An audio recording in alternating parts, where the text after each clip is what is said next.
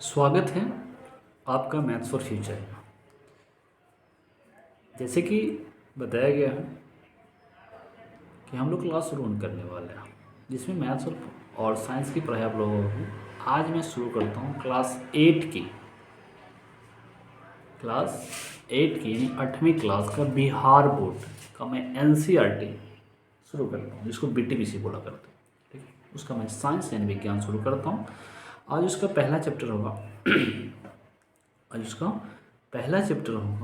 जिस चैप्टर का नाम है दहन और ज्वाला। क्या नाम है? दहन और ज्वाला, चीज़ों का जलना। अब बात समझिए, चीज़ जलेगा कौन कौन, यानी कहने का मतलब दहन और ज्वाला और चीज़ों का जलना, इसमें तीन चीज़ काम आती है। एक पदार्थ जो आप लोग पढ़े होंगे, नहीं पढ़े हो तो बता सकते हैं हम। पदार्थ किसको कहते हैं?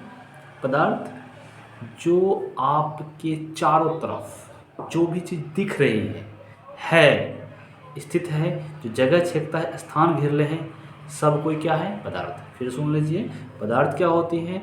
जो भी आपके आसपास जितनी सारी चीज़ें दिखाई पड़ती है वो सब क्या है? पदार्थ। हम क्या है? पदार्थ। आप क्या है? पदार्थ। यानी हर कुछ पदार्थ ही पदार्थ है। यानी कहने की बात हुई जो पदार्थ है उसको जलना कैसे। अब बात जलेगा कौन कौन पदार्थ? हर पदार्थ तो जलेगा नहीं। हम जल सकते हैं, आप जल सकते हैं, किताब जल जाएगी, कॉपी जल जाएगा, पेन जल जाएगा, कुछ भी जल जाएगा। लेकिन अब जलेगा कौन नहीं? जो पदार्थ जल जाए उसको दाह्य पदार्थ कहते हैं। यानी जो पदार्थ जल जाए उसको दाह्य पदार्थ कहते हैं। जो पदार्थ ना जले उसको अदाह्य पदार्थ बोलते हैं। समझे बात? जो पदार्थ जल जाए उसको दाह्य पदार्थ, जो पदार्थ ना जले उसको अदाह्य पदार्थ बोलते हैं। समझ गए? अब आप लोग पढ़े होंगे, जलाए होंगे सब चीज़ को, खेतों में जलाए, पुआल जलाए होंगे, माचिस से जलाए होंगे, घर में पत्थर का टुकड़ा जलता है? नहीं जलेगा। कोयला का टुकड़ा जलता है? जल जाता है।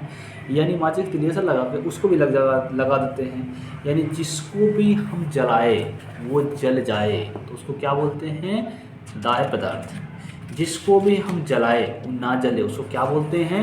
और दाह्य पदार्थ। अब समझ लीजिए, दाह्य पदार्थ का एग्जाम्पल आप खुद से ढूंढ लीजिए और दाह्य पदार्थ का एग्जाम्पल खुद ढूंढ लीजिए। पत्थर में आग लग सकता है? नहीं लगेगा। ये सब क्या है? और दाह्य पदार्थ है। अब बात होती है जलता कैसे है, जलने के लिए चाहिए क्या। आप समझ लीजिए, कभी भी कोई वस्तु तब तक नहीं जलेगा जब तक कि वहाँ वायु नहीं है। फिर सुनिए, कोई वस्तु तब तक नहीं जलेगी जब तक वहाँ पे क्या नहीं है? वायु नहीं है। बात समझ गए? यानी जलने के लिए क्या चाहिए? वायु का होना जरूरी है, दाह्य पदार्थ का होना जरूरी है। एक होता है ज्वलन ताप। ज्वलन ताप यानी जलने की तापमान, एक निश्चित तापक्रम जिस पर कोई पदार्थ क्या होता है? एक निश्चित तापक्रम जिस पर कोई पदार्थ जलना शुरू कर दे उसी को क्या बोलते हैं? ज्वलन ताप। क्या कहते हैं? किसी एक निश्चित तापक्रम पर कोई पदार्थ जलना शुरू कर दे उसे क्या कहते हैं? ज्वलन ताप। इतना बात समझ गए? उसको एक्चुअली वह निश्चित तापक्रम यानी उसको न्यूनतम तापमान बोलते हैं जिस पर कोई भी तरह जलना शुरू हो जाए उसको क्या बोलेंगे? ज्वलन ताप बोलेंगे। अब बात समझ लीजिए, सब पदार्थ का ज्वलन ताप क्या होगा?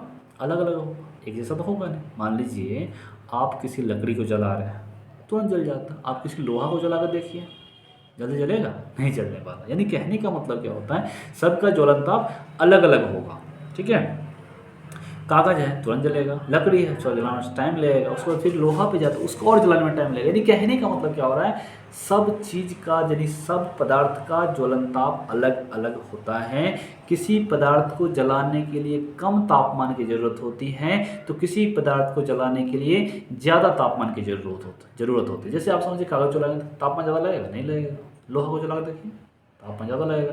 यानी कहने का मतलब किसी को ज़्यादा ज्वलन ताप की ज़रूरत होगी या तो किसी को कम ज्वलन ताप की ज़रूरत होगी।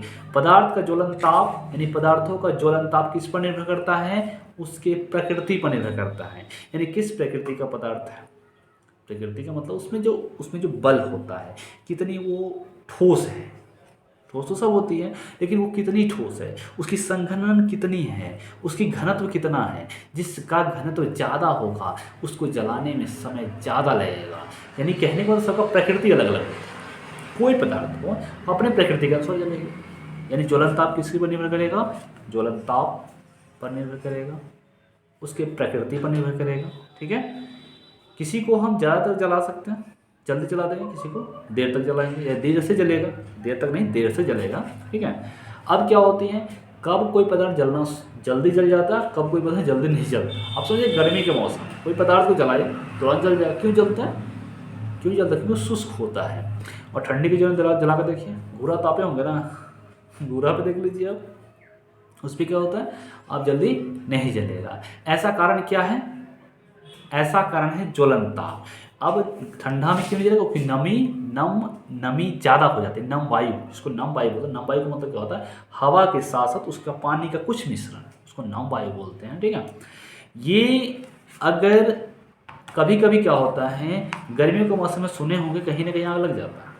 अगर ऐसा नहीं तो आप हाथ ही गर्म करके देखिए ना, ठंडा में गर्म कीजिए तो देर से गर्म होगा, गर्मी में करके देखिए तुरंत गर्म हो जाएगा। ऐसा वजह क्या होता है? गर्मी के मौसम में उसका जो क्या बोलते हैं, गर्मी के मौसम में जल्दी घर्षण पैदा होती है, और जब घर्षण ज़्यादा पैदा होगी तो जल्दी आग पकड़ लेगी। इसीलिए कभी कभी जंगलों में दूर दूर तक आग लग जाता है। अमेजन रेन फॉरेस्ट का नाम सुना, अमेजन रेन फॉरेस्ट, अमेजन जंगल का नाम सुने होंगे, जो कहाँ पे है? अफ्रीका में, उसका नाम सुने होंगे। ये क्या होती हैं, यहाँ पे सालों साल आग लग जाती है। यानी सालों साल का मतलब हर साल लग जाती है। ऐसा क्यों लगता है? आप लोग गाँव में भी लगा होगा, आप लोग बांस के जहाँ पेड़ होते हैं वहाँ की जो गिरती है ना, क्या बोलते हैं, पत्ता, उसमें जाकर देख लीजिए, अधिकांश होती है गर्म। वहाँ पे आप 2 मिनट खड़ा होकर देख लीजिए, आपका पैर कितना जल्दी हीट हो जाएगा। इसी जब जंगल में अचानक आग पकड़ लो, उसको बोलते हैं दावानल। क्या बोलते हैं? किसी घने जंगल में गर्मियों के मौसम में आपसी रगड़ के कारण जो आग पकड़े उसको बोलते हैं दावानल। क्या बोलते हैं? दावानल। दावानल किसको बोलते हैं? इससे क्या होता है, वहाँ की पूरा जंगल लपेट में आ जाता है कभी कभी, उसको क्या बोलते हैं? दावानल। जिसकी ज्वलन ताप कम होता है उसे आसानी से आग पकड़ लेता है, जिसका ज्वलन ताप ज़्यादा होता है आसानी से आग नहीं पकड़ता है। आप समझ लीजिए, पेट्रोल लीजिए, किरासन तेल लीजिए, अब किसका ज्वलन ताप कम होगा? बात समझ लीजिए, पेट्रोल का। किरासन की अपेक्षा, बात समझिए, सब्जी की अपेक्षा किरासन की अपेक्षा पेट्रोल का ज्वलन ताप ज़्यादा होगा या कम? अरे कम होगा। जिसकी ज्वलन ताप कम होगा वो आसानी से आग पकड़ेगा, जिसकी ज्वलन ताप ज़्यादा होगा आसानी से आग नहीं पकड़ेगा। आप पेट्रोल में लगाकर देख लीजिएगा, जल्दी होता है। इसलिए कहा भी जाता है किसी पदार्थ का जलना, किसी पदार्थ का ज्वलन ताप उस पदार्थ की रासायनिक प्रकृति पर निर्भर करता है। पहले तो आप प्रकृति पर हैं, ठीक है, अब क्या होता है? रासायनिक प्रकृति पर निर्भर करता है। अब समझ गया? जैसे एक होता है सफ़ेद फास्फोरस, जो पहले किस में यूज होता था? पहले माचिस में, माचिस या सलाई में यूज होता सफ़ेद फास्फोरस। लेकिन उसके बाद सफ़ेद फास्फोरस क्या होता है? ऑटोमेटिक आग पकड़ लेता है, वायु के संपर्क में आने पर वो कमरे के तापमान पर ही जल उठता है। इसलिए सफ़ेद फास्फोरस को हटा दिया गया। क्या किया गया? सफ़ेद फास्फोरस को हटा दिया, उसकी जगह पर लाल फास्फोरस डाल दिया गया। ठीक है, इसलिए सफ़ेद फास्फोरस का ज्वलन ताप इतना कम होता है, इतना कम होता है कि कमरे के तापमान जल उठता है। अगर सफ़ेद को छोड़ दीजिएगा ना, ऐसे ही आग पकड़ लेगा, पकड़ने की जरूरत नहीं होगी, तुरंत पकड़ लेगा। इसलिए इसको हम लोग हाथ से छूते नहीं हैं। कहाँ रखेंगे फिर? दिमाग लगाइए, पानी के अंदर रखते हैं। ठीक है, यानी सफ़ेद फास्फोरस को कहाँ रखेंगे? पानी के अंदर रखेंगे। समझ गए बात?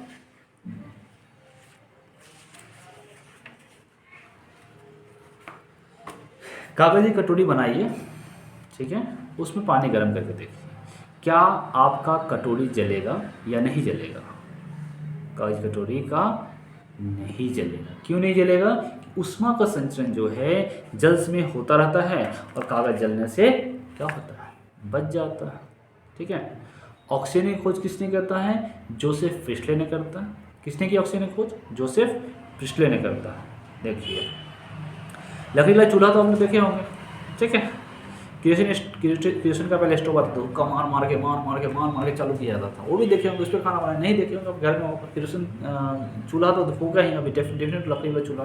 गैस स्टोव देखे होंगे, गैस स्टोव जिसको उसी किरासन डला होता है, किरासन डला था, जिसे हवा पर ईंधन जलाने में मदद करता था। जैसे आप सोच लीजिए, सपोज आयरन होगा, आयरन घर में, इस्त्री करने वाला, उससे भी होता है, ठीक है। यानी किसी भी दहन के लिए क्या होना चाहिए, वायु होना आवश्यक है। अगर वहाँ पे वायु नहीं है तो कोई पदार्थ नहीं जलेगा।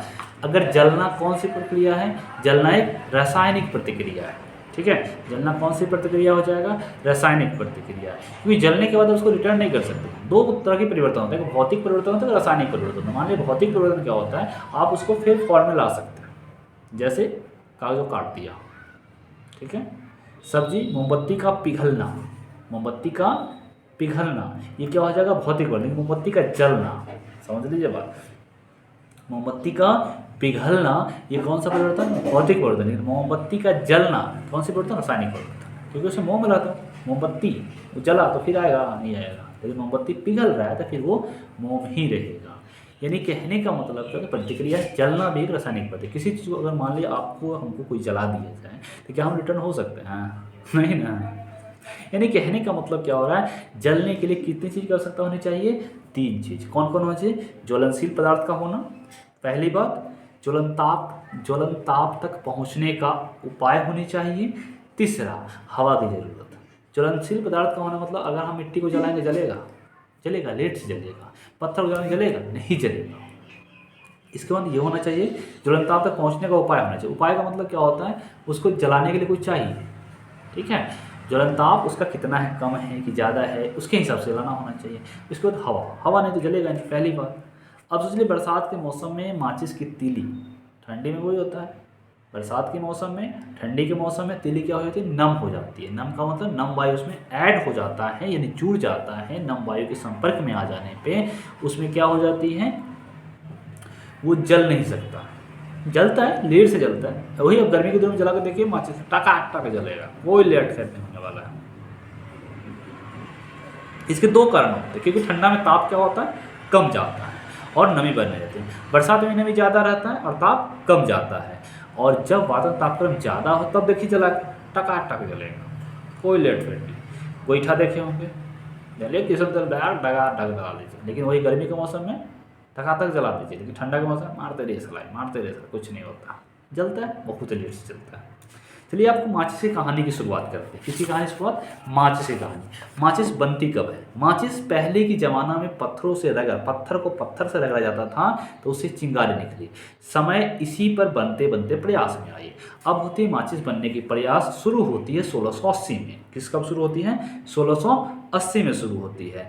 कौन था जो कागज के टुकड़े को सफ़ेद फास्फोरस लगा उसे सल्फर लगाया था, कौन, रॉबर्ट बॉयल। किसने किया था, रॉबर्ट बॉयल ने 1860 में, सॉरी 60 में तो आता है, लेकिन वो पहले 1680 में स्टार्ट होता है। रॉबर्ट बॉयल कब, 1680 में रॉबर्ट बॉयल ने सफ़ेद फास्फोरस लगा था, कागज पे लगा दिया था और उसको रगड़ा तो उससे क्या हो, तुरंत आग पकड़ लिया। अब ये आग पकड़ा क्यों, क्योंकि सफ़ेद फास्फोरस बहुत ही कम तापमान पर आग पकड़ लेता है, इस कारण बहुत ही खतरनाक होता है। इसलिए इसको, ये माचिस जो उस समय बनी थी, कब बनी थी, 1680 में, जो रॉबर्ट बॉयल ने बनाए थे, वो बहुत ही खतरनाक थे। इस पर अनुशंसा की गई, शोध किया गया, अनुसंधान किया जाता है। और जो माचिस का भी रूप है, जो 1845 से स्टार्ट होती है, उसमें लाल फास्फोरस लगा। कौन सा फास्फोरस, लाल फास्फोरस के बाद, जब लाल फास्फोरस का आविष्कार हो जाए तो उसके बाद स्टार्ट होती है। लाल फास्फोरस अपने आप आग नहीं पकड़ती, उसको रगड़ से आग, जैसे आप तक सलाई मारी होंगे ना, मारने के बाद रगड़ता है, ऐसे नहीं पकड़ लेते, लेकिन सब थोड़ा लगा होता क्या होता है, ऐसे ही वायु के संपर्क में आता है, टक से डाल देता है, क्या होता है, अभी हम लगा पाते हैं, नहीं ना। आप जो भी घरों में माचिस के डिब्बे देखते हो, तिलियों पर जो लगा होता है वो होता है पोटेशियम क्लोराइड। तिल्ली जानते हो, तिल्ली, काठी जिसमें लगा होता है, ये काला लाल, उसके होता है पोटेशियम क्लोराइड होता है। क्या होता है, पोटेशियम क्लोराइड होता है। डिब्बा पर तिकोना रहता है, उसको क्या बोलते हैं, उसका लाल फास्फोरस। क्या बोलते हैं, लाल फास्फोरस। और क्या लगा होता है, सल्फर लगा होता है। इसीलिए कभी भी आपके आसपास छोटे बच्चे को कभी भी माचिस का डब्बा या माचिस की तिल्ली, जो काठी बोला करते हैं, वो मुंह में नहीं डलवाना चाहिए, मुंह में नहीं डालना चाहिए, वो अपने आप आग नहीं पकड़ती है। लाल फास्फोरस इस्तेमाल करके पहली बार सेफ्टी माचिस कार्ल लुंडस्टाइन 1855 में स्वीडन में बनाई थी। आज यहीं तक बंद करते हैं, कल शुरू करेंगे फिर अगले पार्ट 2 में, जो आपको मोमबत्ती के इतिहास से स्टार्ट करेंगे। Thank you for watching. अगर अच्छा लगे तो लाइक कीजिए, सब्सक्राइब कीजिए, शेयर कीजिए। ऐसे ही आपको हर अल्टरनेट डे की वीडियो मिलती रहेगी। जो साइंस का 8, 9, 10, मैथ का 8, 9, 10 आती रहेगी अल्टरनेट डे की। अभी ज़्यादा बिजी चल रहे हैं इसलिए नहीं आएगा वीडियो, कुछ दिन के बाद, यानी अल्टरनेट डे से मानिए सब कुछ आएगा। एक ना एक वीडियो 10 से 15 मिनट का आएगा, ज़्यादा नहीं आएगा। 10 से 15 मिनट रिवाइज कीजिए, 2 बार 3 बार देखते रहिए, याद हो जाएगा, टक जाएगा। इस एग्जाम में टक से लिख लीजिएगा, कोई फ़र्क नहीं पड़ेगा। Thank you.